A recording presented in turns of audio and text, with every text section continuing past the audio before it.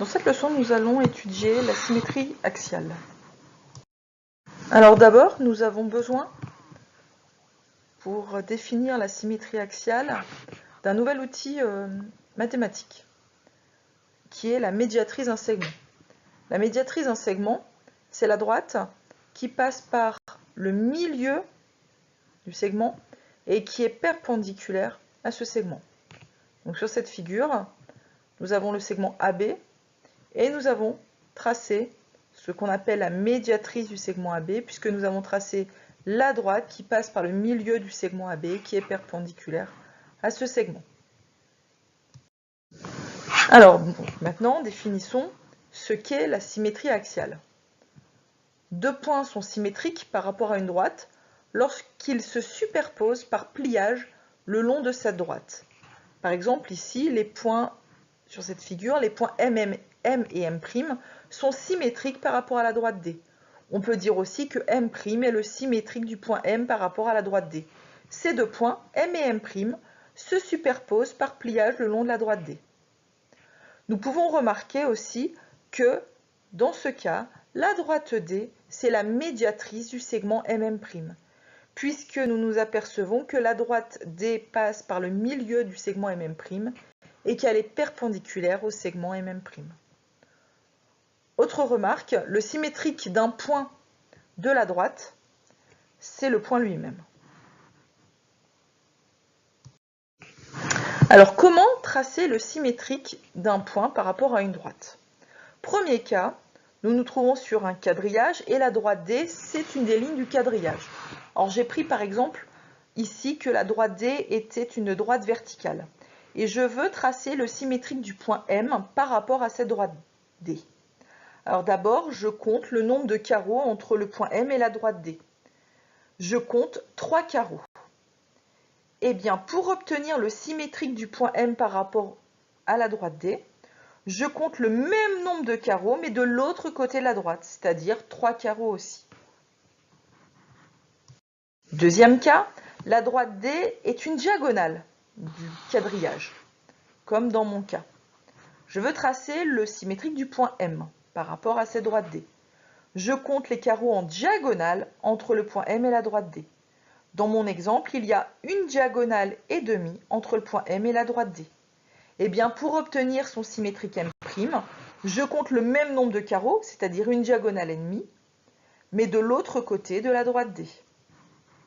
Donc, bien sûr, comme on l'a dit dans la définition, la droite D, c'est la médiatrice du segment MM'. Troisième cas, eh bien, tous les autres cas. Alors, quand je ne suis pas dans le cas d'un quadrillage avec la droite qui est une des lignes du quadrillage ou une des diagonales, première façon, je construis avec l'équerre. Alors, je trace la perpendiculaire à la droite D passant par le point A en la prolongeant de l'autre côté de la droite D. Puis ensuite, à l'aide du compas, je prends la même distance de la droite D jusqu'au point A et je la reporte de l'autre côté du point D. Et j'obtiens A', le symétrique de A par rapport à D. Autre façon, je n'utilise pas l'équerre. Là, je fais tout au compas. Je commence par prendre un écartement quelconque de mon compas et je trace deux arcs de cercle de centre A et coupant la droite D. Ici, j'ai pris un arc de cercle qui coupe la droite D en M et en N.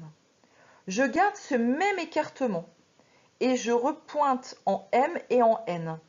Et je trace de l'autre côté de la droite D deux arcs de cercle qui se coupent avec le même écartement que précédemment. Eh bien, le point A', c'est l'intersection des deux arcs de cercle tracés et le point A', c'est le symétrique du point A par rapport à la droite D. La symétrie axiale possède plusieurs propriétés. Nous allons les citer une à une. Première propriété, le symétrique d'un segment, c'est un segment de même longueur. C'est-à-dire que si le segment CD fait 2 cm, eh bien son symétrique par rapport à la droite D, par exemple C'D', eh bien mesurera aussi 2 cm. Le symétrique d'un angle est un angle de même mesure.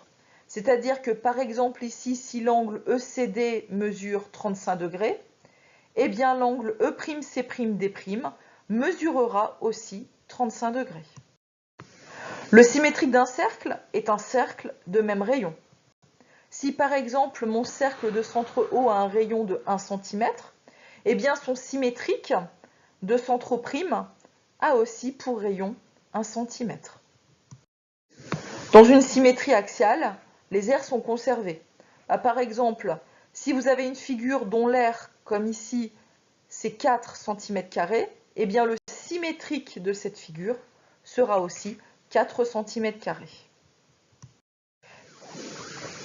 Terminons maintenant avec la définition d'un axe de symétrie. Un axe de symétrie d'une figure, c'est une droite, telle que les deux parties de la figure se superposent par pliage le long de cette droite. Donc sur la figure ci-dessous, la droite D est un axe de symétrie de la figure. Une figure peut ne pas posséder d'axe de symétrie, mais aussi peut posséder plusieurs axes de symétrie. Pour les figures usuelles, comme par exemple le rectangle possède 2 axes de symétrie. Le carré en possède 4. Et le cercle, une infinité.